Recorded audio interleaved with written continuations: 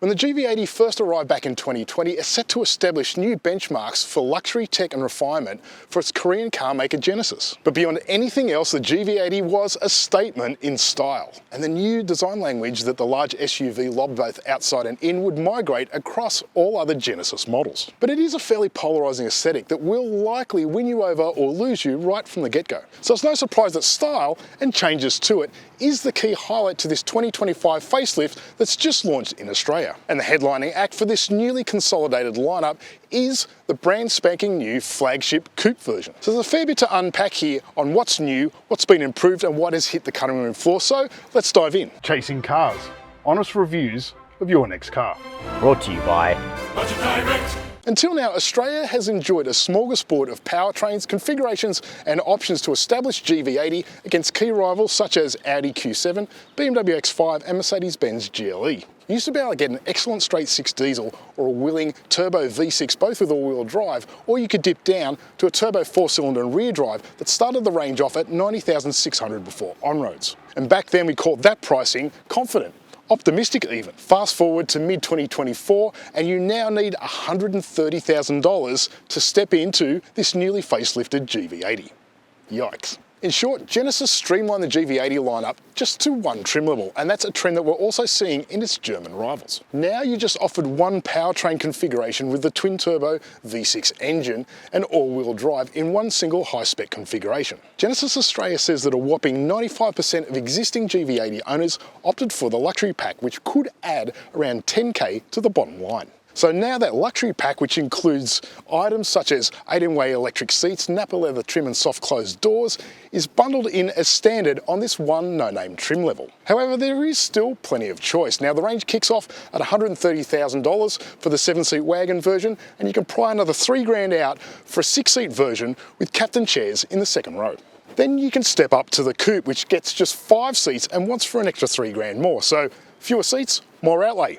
That's pretty interesting. Beyond that, there are basically just 2 options, $2,000 for matte paint and $4,500 for a rear entertainment system. Where Genesis is trying to lure buyers with personalisation is with 11 different exterior schemes, 11 different interior schemes and 5 different trims on the inside. And that's after you've chosen how many seats you want. Of course, the wagons do deserve their own deep dive and we will get to that in the future. However, today we're just going to concentrate on the coupe, starting with the exterior. Outside, all GV80s now get a new micro lens array LED headlight, a new look G-Matrix crest grille, revised front and rear bumpers for the range but a different look for the coupe, and new 22-inch wheels which are also a different design between the wagon and the coupe. The coupe's wheels are an exclusive dark grey matte and silver colour, and all GV80s now get an upgrade to monoblock front brake calipers. Of course, the key signature is the so-called parabolic line spanning the entire body. And of course there's a sloping roof that drops from the B-pillar, so yes, it is a coupe by classic design definition. Overall though, it's a fairly surprise-free coupe makeover of the familiar wagon version. And for those keeping score, the coupe is 25mm longer and 5mm lower than its humpback twin. It also gets flush roof rails, dual exhaust outlets where the wagon gets none, and you get a double hump spoiler for go faster effect, even though the coupe isn't necessarily any faster than the wagon, but more of that later after we check out the cabin. Climb in and most likely the first thing that you will notice is this whopping 27-inch OLED screen, and it's a one-piece unit, not the cut and shut job that you'll find in some German rivals. Gone is the distinctive yet polarising 4-spoke steering wheel replaced by this more conventional 3-spoke unit, and all the better for it.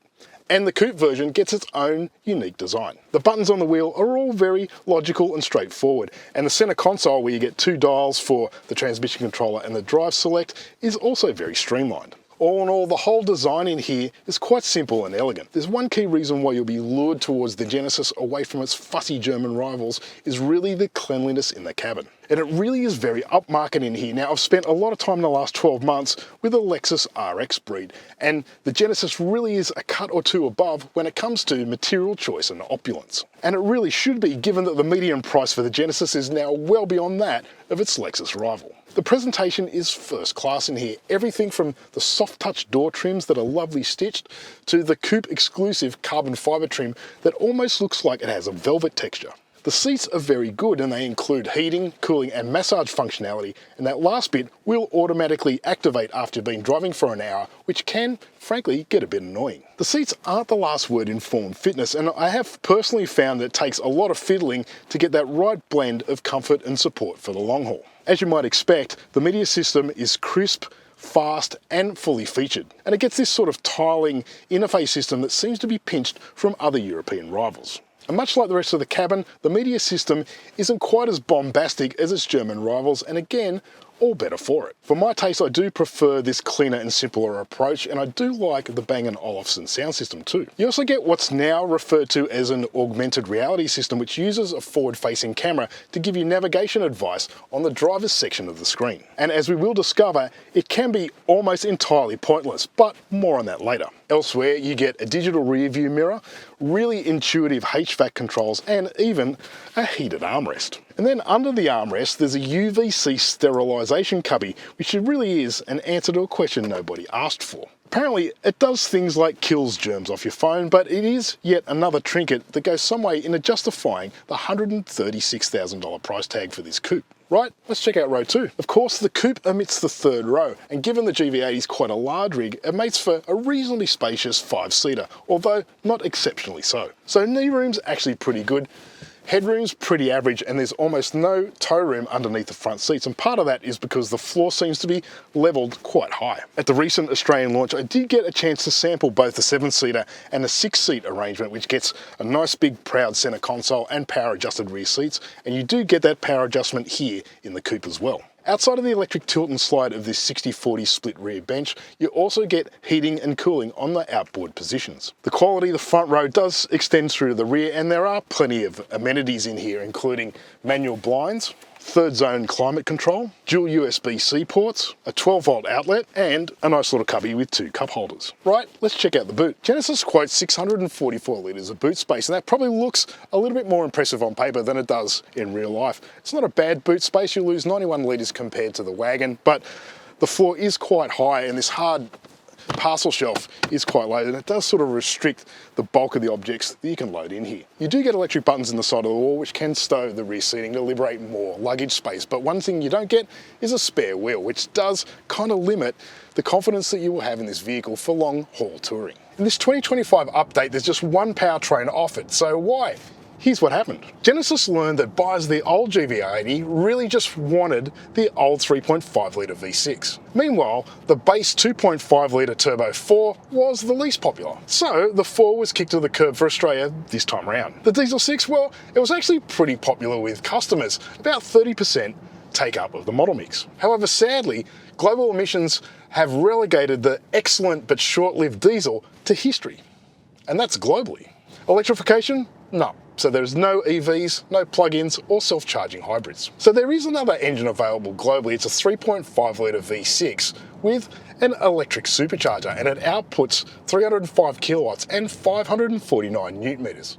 However, we're not getting that in Australia because it's only suitable for vehicle architecture that's left-hand drive. So instead, we get the 279 kilowatt and 530 newton meter twin turbo 3.5 litre petrol 6 that we all know and love from the pre-facelift version. But that's not necessarily a bad thing. So paired with an 8-speed automatic and on-demand all-wheel drive, it really is a smooth, quiet and refined powertrain. It's pretty lusty as well. Now, Genesis claims that it will hit 100 kilometers an hour from a standstill in just 5.7 seconds. But interestingly, the coupe is actually slower than the wagon, which weighs 20 kilograms more, and strangely, nobody can explain why. Speaking of weight, the coupe clocks in at 2,205 kilograms at its lightest configuration. And while we're on those numbers, it can tow 2.7 tonne Brait. So you don't have to squint too hard to see that this powertrain is really aimed at traditionalist buyers who like good old-fashioned, traditional turbo V6 power, and who don't mind a bit of towing and touring, or paying handsomely for fuel bills. That's because the GV80 Coupe is a bit of a thirsty bugger with a combined claim of 11.7 litres per 100, but that skyrockets to over 17 litres per 100 around town. Even out on the open road, the claim is 9.1 litres, although we have seen on the highway it dipped into the 8s, so it's a good thing that it fits an 80-litre tank. Even better is that it will run on 95 octane fuel rather than the pricey 98 octane stuff that the last time I looked cost around $2.50 a litre. So far so familiar, and really the same goes for the suspension. The GV80 does continue on with the electronically controlled road preview system that uses a camera to read the road in front and electronically adjusts the damping to compensate. It is a global tune that Genesis Australia says it did have a hand in developing, and it's generally pretty soft as a default.